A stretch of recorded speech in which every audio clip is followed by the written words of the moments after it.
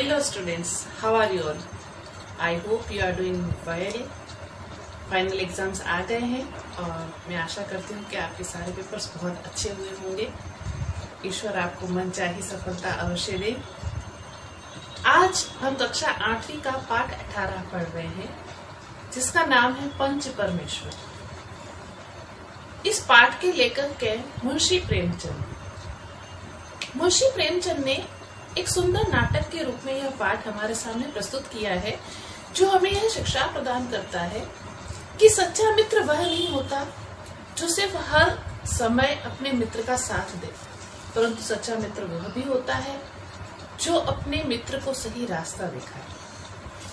इस पाठ के अंतर्गत निष्पक्ष न्याय करने वाले एक ऐसे ही मित्र की कहानी चित्रित की गई है। बड़ों का आदर सत्कार करना, अपने मित्रता को निभाना, निष्पक्ष न्याय करना इत्यादि बहुत सारी बातों की शिक्षा देने वाली ये कहानी पढ़ते हैं, जिसका नाम है पंच परमेश्वर। कहानी के अंतर्गत जुम्मन शेख और अलगू चौधरी नाम के दो मित्रों के बारे में बताते हुए कहा गया है कि ये दोनों मित्र साझे में खेती करते थे, कारोबार करते थे, पार्टनरशिप थी उनकी, एक दूसरे पर अटल विश्वास करते थे। जुम्मन जब भी हज के लिए बाहर जाते तो अपना पूरा घर अपने मित्र अलगू चौधरी को सौंप कर जाते, और जब कभी भी अलगू चौधरी बाहर जाते तो वे जुम्मन शेख को सारा काम सौंप के जाते थे। दोनों में सिर्फ विचार मिलते थे, बाकी खान पान का व्यवहार न था और ना ही धर्म का नाता था। दोनों के धर्म भी अलग अलग थे, खान पान भी अलग अलग था, परंतु दोनों के विचार बहुत मिलते थे, और विचारों का मिलना ही मित्रता का मूल मंत्र कहा गया है।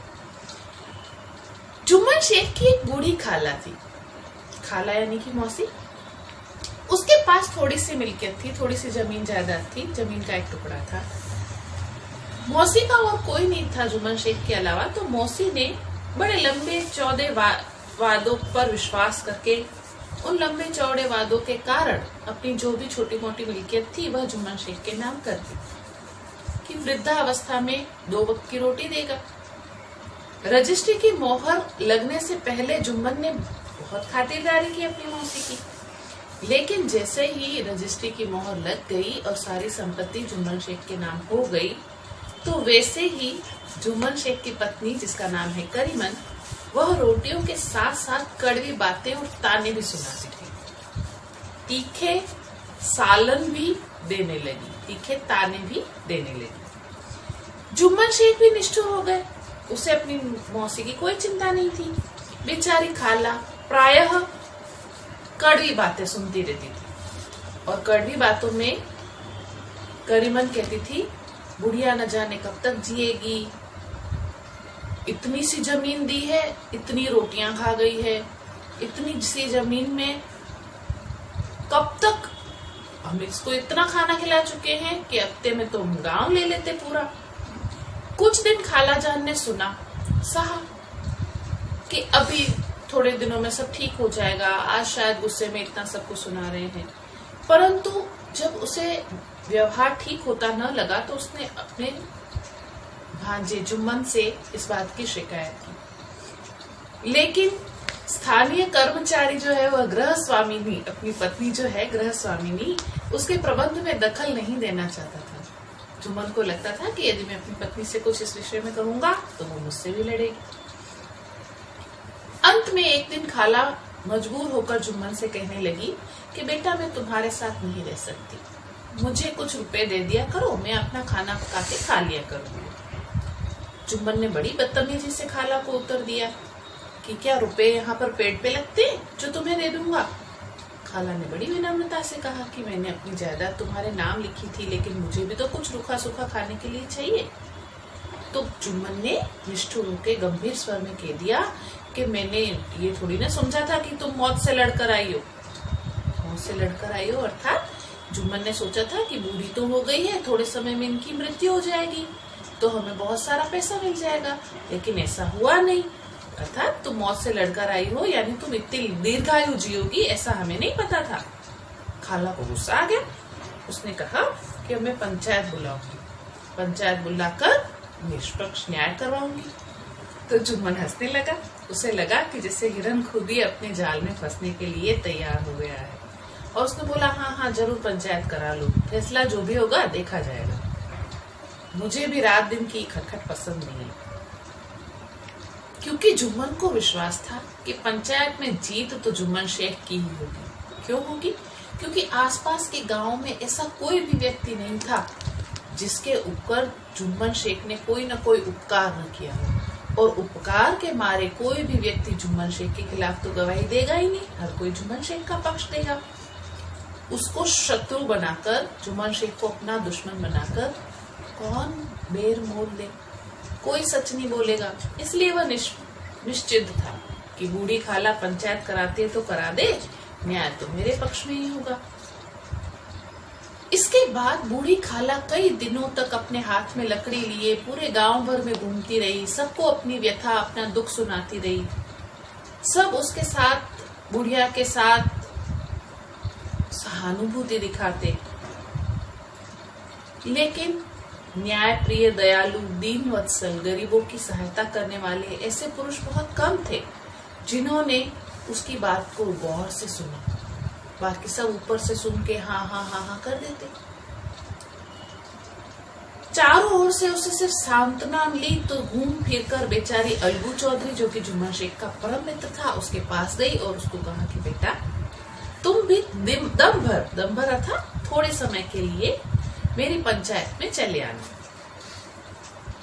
अलगू ने साफ साफ कहा कि खाला यूं तो मैं आने को आ जाऊंगा, लेकिन अपना मुंह नहीं खोलूंगा, यानी कि मैं अपने मित्र के खिलाफ कुछ भी नहीं बोलूंगा। खाला ने कहा, क्यों बेटा? अलगू क्या जवाब देता? पहले तो उसने बोला, मेरी खुशी, मेरी इच्छा नहीं है। फिर साफ साफ बताया कि जुम्मन शेख मेरा पुराना मित्र है, मैं उसके साथ बिगाड़ नहीं कर सकता, अर्थात उससे दुश्मनी नहीं कर सकता। खाला ने बोला, बेटा क्या बिगाड़ के डर से ईमान की न कहोगे? मित्रता टूट जाएगी, इसीलिए जो ईमानदारी या सच्चाई की बात है वह नहीं बोलोगे। ईमानदारी या सच्चाई का साथ देना ज्यादा जरूरी है या मित्रता निभाना? बात तो जुम्मन ने सुन ली, बात तो अलगू ने सुन ली, लेकिन कुछ नहीं बोला। जब कभी भी हमारे सोए हुए धर्म ज्ञान की सारी संपत्ति लुट जाए तो उसे खबर नहीं होती, परंतु जब हमें ललकारा जाए तो वह ललकार सुनकर हमारा मन सचेत हो जाता है। यही ललकार थी जो बूढ़ी खाला ने कही, क्या बिगाड़ के डर से ईमान की नहीं सुनोगे? अर्थात तुम्हारे अंदर तुम्हारा मन भी मर चुका है, तुम ईमान की बात भी नहीं कर सकते। जब मन तक यह ललकार की बात पहुंची तो अलगू चौधरी का ईमान जाग उठा। उसने उस समय तो कुछ न कहा, परंतु हर समय उसके कानों में यही आवाज गूंजती रहती कि क्या बेटा बिगाड़ के डर से ईमान की न कहोगे? आखिर वह दिन आ गया जिस दिन पंचायत थी। गांव शहरों में न्याय प्रणाली अलग अलग प्रकार की होती है। शहर में पुलिस, हाई कोर्ट इत्यादि के द्वारा न्याय किया जाता है, परंतु गांव में 5 लोगों को पंच बनाया जाता है। पंच का एक मुखिया निर्धारित किया है। 5 लोग मिलकर जो न्याय करते हैं उसको सर्वोपरि मान के गांव के सभी लोग मानते हैं। आखिरकार वह दिन आ ही गया जिस दिन न्याय करना था। बड़ा अच्छा आदमी था जुम्मन शेख। उसने सबके लिए हुक्का, तंबाकू, इलायची, पान, सुपारी, बैठने का प्रबंध ऐसे भोले मन से कर रखा था जैसे वो बहुत अच्छा है, धर्मात्मा व्यक्ति है। और जानबूझ के अलगू चौधरी से थोड़ा दूर होकर बैठा था। जब पंचायत में कोई आता तो दबे से सलाम कर देता। 5 लोग बैठे तो बूढ़ी खाला ने सबसे विनती की कि पंचों, आज 3 साल हो गए हैं, मैंने अपनी सारी जमीन जायदाद जो है वह जुम्मन शेख को दी थी, और जुम्मन शेख ने यह कबूल किया था कि ताहयात मुझे रोटी कपड़ा देगा। ताहयात यानी जब तक कि मैं जिंदा रहूंगी। एक साल भर तो मैंने इसके साथ रो धो कर काटा, लेकिन अब रात भर का रोना नहीं सहा जाता। मुझे ना तो पेट भर के लिए रोटी मिलती है और ना ही शरीर ढकने के लिए कपड़ा मिलता है। मैं बूढ़िया बेसहारा कचहरी दरबार नहीं कर सकती, शहरों में नहीं जा सकती, इसीलिए आप लोग ही मेरा न्याय करो। रामधन मिश्र और बहुत सारे असमी, बहुत सारे उद्यम परिश्रम करने वाले लोग, जिनको जुम्मन ने अपने गांव में रहने के लिए स्थान दिया था, वो सब बोले कि जुम्मन मियाँ किससे पंच बदते हो यानी बनाते हो, तुम अपनी तरफ से पंच किसे बनाओगे। जुम्मन ने कहा मुझे कोई प्रॉब्लम नहीं है, मैं अल्लाह के हुक्म को मानने वाला बंदा हूँ, इसीलिए खाला जान जिसे चाहे उसे पंच बना दे, मुझे कोई प्रॉब्लम नहीं है। खाला ने चिल्लाकर कहा कि अरे अल्लाह के बंदे, पंचों का नाम ही बता दे। खुदा से डर, पंच न किसी के दोस्त होते हैं और न ही किसी के दुश्मन,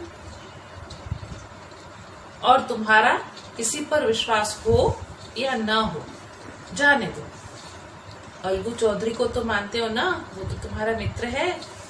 लो, मैं आज अलगू चौधरी को ही सरपंच बनाती हूँ। जुम्मन शेख आनंद से फूल उठा, मेरे बेस्ट फ्रेंड को जो है वो पंच बना रही है, अब तो मेरे पक्ष में ही न्याय होगा।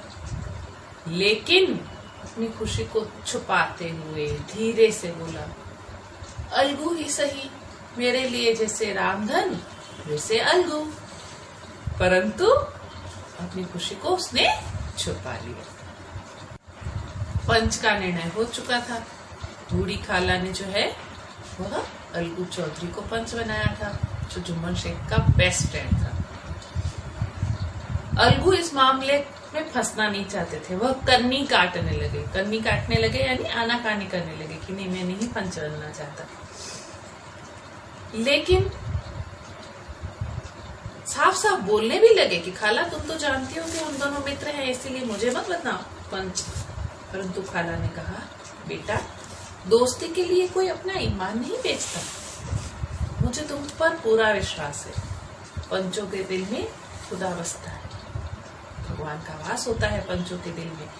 पंच के मुंह से जो बात निकलती है वह खुदा की तरफ से दिया हुआ एक संदेश होता है, इसीलिए मैं तुम्ही को पंच बनाना चाहती हूँ और तुम निश्चित होकर पंच बनो। अलगू चौधरी सरपंच बने। रामधन मिश्र और जुम्मन शेख के दूसरे विरोधियों ने बुढ़िया को मन ही मन में कोसा। क्यों कोसा? कैसी मूर्ख बुढ़िया है, जब पता था कि अलगू चौधरी और जुम्मन शेख मित्र हैं तो कहाँ जरूरत थी अलगू चौधरी को पंच बनाने की। सबको लग रहा था कि अब बूढ़ी खाला अवश्य हारेंगी। अब जुम्मन शेख दिखावा करके सिंसियर होके बैठ गया। बूढ़ी खाला ने पंचों को पूरी बात सुनाई कि इसने मेरी किस तरह से सेवा की, मेरी सारी संपत्ति हड़प ली, अब मैं क्या करूं। जब जुम्मन की बोलने की बारी आई तो जुम्मन बोला, देखो पंचों, मैंने खाला जान से जायदाद तो ले ली थी और मैंने इन्हें जीवन भर कपड़ा और रोटी देने के लिए वादा भी किया था। मेरी तरफ से तो मैं खाला जान को कोई तकलीफ नहीं देता, लेकिन हाँ, औरतों में थोड़ी अनबन बनी रहती है। मैं तो खाला जान को अपनी माँ के समान समझता हूँ, उनकी खूब खिदमत करता हूँ। खिदमत करना अर्थात सेवा करना। अब जब औरतों में अनबन रहती है तो इसमें मेरी क्या गलती है। खाला जान मुझसे माहवार खर्च, महीने का खर्च, माहवार खर्च यानी महीने भर का खर्च जो है वो अलग मांग रही है, लेकिन इनकी जो जायदाद है उससे मुझे इतना मुनाफा नहीं होता, इतना फायदा नहीं होता, मैं उससे कुछ कमा नहीं सकता कि मैं खाला जान को महीने भर का खर्च दे सकूं।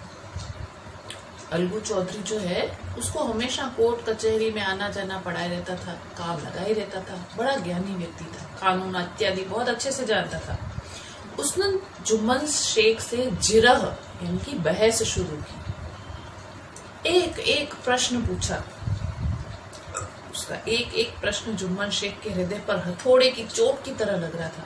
क्योंकि जुम्मन शेख को तो बिल्कुल नहीं था कि ये मुझसे कोई प्रश्न भी पूछेंगे। रामधन मिश्र इन प्रश्नों पर मुग्ध हुए जा रहे थे। रामधन मिश्र बड़े प्रसन्न हो रहे थे कि अलगू चौधरी जो है वो अपना अच्छा सा फर्ज निभा रहे हैं। जुम्मन चकित थे कि अलगू को क्या हो गया, तो मेरा बेस्ट फ्रेंड है, मेरे साथ उठता बैठता है, और आज ये अचानक ऐसी कैसी बातें कर रहा है। ऐसा काया पलट हो गया, ऐसा परिवर्तन हो गया कि तो मुझे जड़ से खोद देगा, मैं गिर जाऊंगा। न मालूम किस जन्म की दुश्मनी ये मुझसे निकाल रहा है। जुम्मन शेख अभी इसे संकल्प विकल्प में पड़े हुए थे कि अलगू चौधरी ने सारी बात सुनने के बाद फैसला भी सुना दिया। जुम्मन शेख ने कहा, मैंने इस मामले में पूरा विचार किया है और मेरा यह निर्णय है कि खाला जान को महीने का खर्च दिया जाना चाहिए। खाला जान की इतनी संपत्ति तो है कि थोड़ा बहुत मुनाफा हो जाता है, और यदि जुम्मन खर्च न दे तो संपत्ति जो उनके नाम की गई थी उसकी रजिस्ट्री को रद्द कर दिया जाए। यह फैसला सुनते ही जुम्मन सन्नाटे में आ गया। उसे विश्वास ही नहीं हो रहा था कि मेरे बेस्ट फ्रेंड ने मेरे खिलाफ फैसला दिया। सब खुश हो गए, प्रशंसा करने लगे कि इसे कहते हैं पंचायत, दूध का दूध और पानी का पानी कर दिया, निष्पक्ष न्याय किया। लेकिन दोस्ती दोस्ती जगह है और धर्म का पालन करना अपने स्थान पर। ऐसे सत्यवादी लोगों के ऊपर पृथ्वी ठहरी हुई है। इस प्रकार अनेक शब्दों में तारीफ करते करते करते सब अलगू चौधरी की तारीफ करने लगे। लेकिन इस निर्णय ने जुम्मन और अलगू की दोस्ती की जड़ें हिला दी। अब वो साथ साथ बातें नहीं करते थे, साथ साथ घूमते नहीं थे। इतना पुराना मित्रता रूपी वृक्ष सत्य का एक झोंका भी न सहन कर सका। यानी बहुत साल से पुराना वृक्ष रूपी उनकी मित्रता थी, लेकिन जब सत्य का एक हवा का झोंका आया और वह वृक्ष गिर गया, अर्थात इन दोनों की मित्रता टूट गई। अब ऐसा लगता है जैसे इनका वृक्ष बालू की रेत के अंदर खड़ा हुआ था। बालू की रेत बहुत नाजुक होती है, हवा के झोंके से ही इधर से उधर चली जाती है। तो बालू की रेत उधर चल गई और वृक्ष गिर गया। एक सच्चाई क्या बोल दी अलगू चौधरी ने, जुम्मन शेख को वह सच्चाई बुरी लग गई, दोनों की मित्रता टूट गई। अब दोनों के अंदर शिष्टाचार का व्यवहार होने लगा, फॉर्मेलिटी का व्यवहार होने लगा। दोनों एक दूसरे से उसी तरह से मिलते थे जिस तरह तलवार से ढाल मिलती। दिखावे रूप में लड़ाई नहीं करते थे, लेकिन आंतरिक रूप में मनमुटाव रखते थे। जुम्मन के मन में मित्र की यह कुटिलता, यह धोखेबाजी आठों पहर खटका करती थी। वो सोचता था कि मुझे कब मौका मिले और कब मैं इस कुटिलता का जवाब दूं। वो कुटिलता नहीं थी, वो तो निष्पक्ष न्याय था, परंतु जुम्मन की दृष्टि में तो कुटिलता थी। अच्छे काम को करने में बड़ा टाइम लगता है, लेकिन बुरी कल्पना करते ही बुरे काम बहुत जल्दी हो जाते हैं। इसीलिए हमें हमेशा सतर्क रहना चाहिए। क्या अच्छा क्या बुरा निर्णय करने के बाद ही कोई काम करना चाहिए। तो वैसे ही जुम्मन शेख को बदला लेने का अवसर बहुत जल्दी मिल गया। ऐसा क्या हुआ ये कि एक पछाई जाति के दो बैलों की जोड़ी थी। जुम्मन उन दोनों बैलों को बड़ा स्नेह से रखते थे, लेकिन इत्तेफाक से, देवलोक से, ईश्वर की इच्छा से उन दोनों बैलों में से एक बैल मर गया। जुम्मन ने अपने सभी दूसरे दोस्तों से कहा, देखा मैं सच्चा था, इसने मेरे खिलाफ फैसला दिया, इसलिए भगवान ने इसको दंड दिया है कि इसका एक बैल मर गया है। अब अकेला बैल जुम्मन शेख अलगू चौधरी के किस काम का, एक बैल से कैसे खेती कर सकता था। तो उसने सोचा कि चलो इस बैल को बेच देता हूं। तो गांव में ही एक साहूकार थे जिनका नाम था समझू साहू। वो इक्का गाड़ी चलाते थे। इक्का गाड़ी अर्थात एक बैल वाली गाड़ी। उन्होंने वह बैल खरीद लिया चेक किया, बड़ा अच्छा बैल लगा उन्हें आवश्यकता थी। समझू साहू ने जैसे ही मोटा तगड़ा बैल खरीद लिया, वैसे ही 3-4 बार गांव से शहर, शहर से गांव जाते आते रहते। गांव से गुड़ इत्यादि खरीदते, शहर में बेच के आते, घी इत्यादि खरीदते, शहर में बेच के आते, शहर से कुछ सामान लेकर आते, गांव में बेचते। ना तो बैल को खाने के लिए भूसा देते, घास देते, ना उसके पानी इत्यादि का प्रबंध करते। धीरे धीरे वह बैल कमजोर होने लगा। एक दिन उन्होंने बैल के ऊपर दुगना बोझ लाद दिया। जैसे ही बैल चलने की कोशिश करता, थक हार जाता, चल नहीं पाता। एक एक पल चलना उसके लिए दूभर हो गया था, हड्डियां निकल आई थी, परंतु वह ताकतवर था। लेकिन उसे मार बर्दाश्त नहीं थी, क्योंकि उसे अलगू चौधरी कभी मारता नहीं था। लेकिन समझू साहू तो बहुत मारता था बैल को। एक दिन जब चौथी बार गांव से शहर, शहर से गांव, चौथी खेप पे वो उसे ले जा रहा था, दोगुना बोझा उसके ऊपर लाद दिया, तो दिन भर का थका हारा जानवर पैर न उठा पाया, लड़खड़ाया, धरती पर गिर पड़ा और ऐसा गिरा कि फिर नहीं उठा। अर्थात उस बैल की मृत्यु हो गई। उस दिन समझू साहू ने बहुत सामान बेचा था। 200-250 रुपए कमर में बंधे हुए थे। रत जगह करने की ठान ली। रत जगह यानी रात भर जाग के अपने सामान की देखभाल करने की, क्योंकि बैल तो मर चुका था, अब उसे अपने स्थान तक कौन पहुंचाता। रात भर जाग कर उसने पूरी रात निकालने का सोचा, लेकिन वह थका हुआ था, उससे नींद आ गई। सुबह जब उठा तो देखा कि उसकी कमर में जो बंधे हुए रुपए हैं वो नदारद है, सामान भी कोई ले गया। जब उसकी साहुआइन, उसकी पत्नी ने यह बुरी खबर सुनी, तो वह पहले तो खूब रोई, फिर अलगू चौधरी को गालियां देने लगी, कोसने लगी कि ऐसा गंदा हमें बैल दिया कि हमारी जन्म भर की कमाई लुट गई। इस घटना को कई महीने बीत गए। अलगू जब भी अपने बैल के पैसे लेने के लिए जाता, साहू और साहूकारिन लड़ते, क्योंकि अलगू को बैल की बेचने की गरज थी, तो उस समय पैसे नहीं दिए थे। उसने कहा था मैं बाद में पैसे दूंगा, अलगू मान गया था। अब जब भी वो पैसे लेने जाता तो दोनों लड़ाई करते और लड़ाई लाठीबाजी तक पहुंचने लग गई। हाथापाई की नौबत आ गई।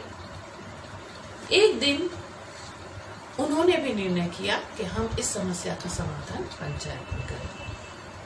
पंचायत की तैयारियां होने लगी। दोनों पक्षों ने अपने अपने दल बनाने शुरू कर दिए, एक दूसरे को अपनी अपनी बात बताना शुरू कर दिया और उसी वृक्ष के नीचे पंचायत बैठी।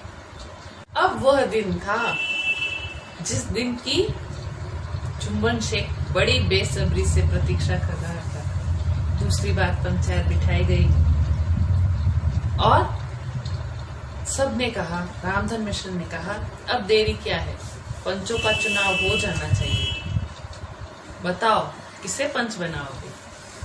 अलगू ने दीन भाव से कहा, गरीबी से, ईमानदारी से, नम्रता से कहा, समझू साहू जिसे चुना है उसी को पंच बना दे।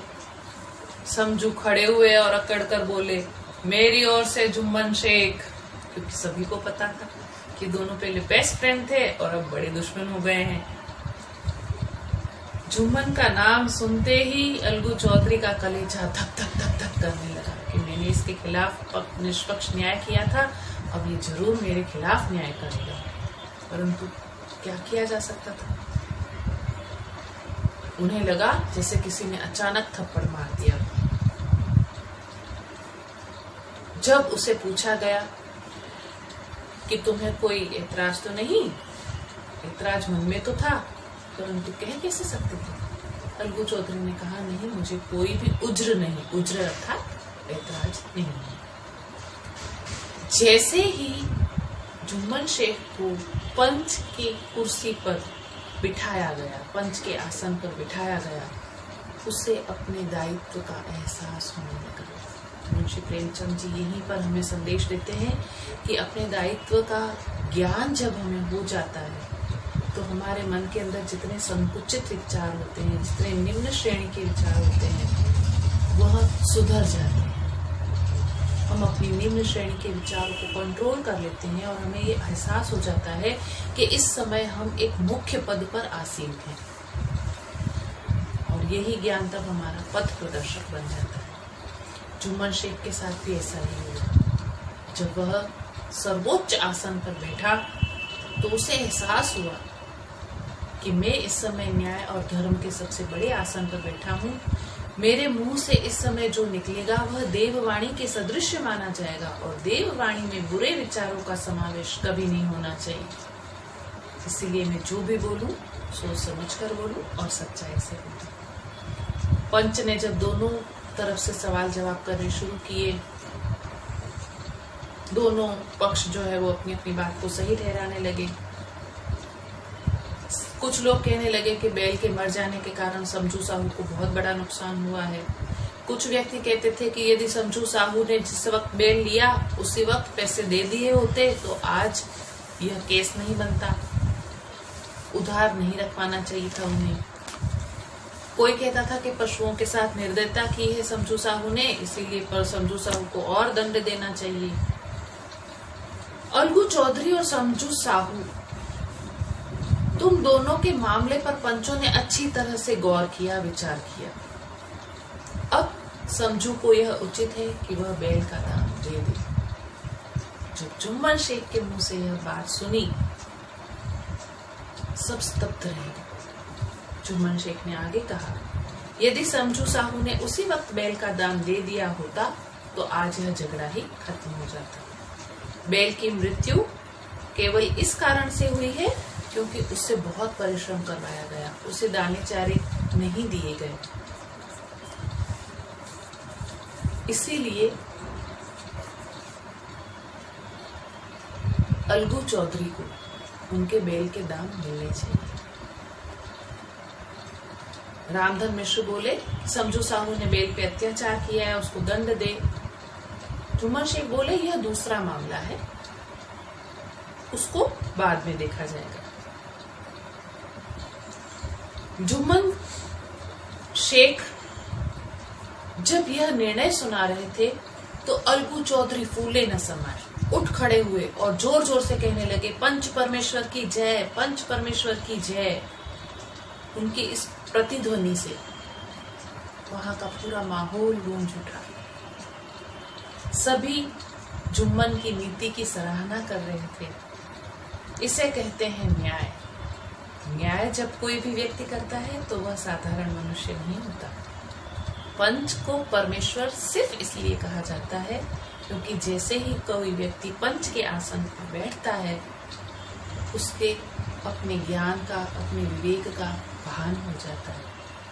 काम, क्रोध, लोभ, मोह, इन सभी भावनाओं से दूर होकर व्यक्ति निष्पक्ष न्याय करता है। इसीलिए पंच के सामने खोटे को खोटा और खरे को खरा साबित करने से कोई नहीं रोक सकता।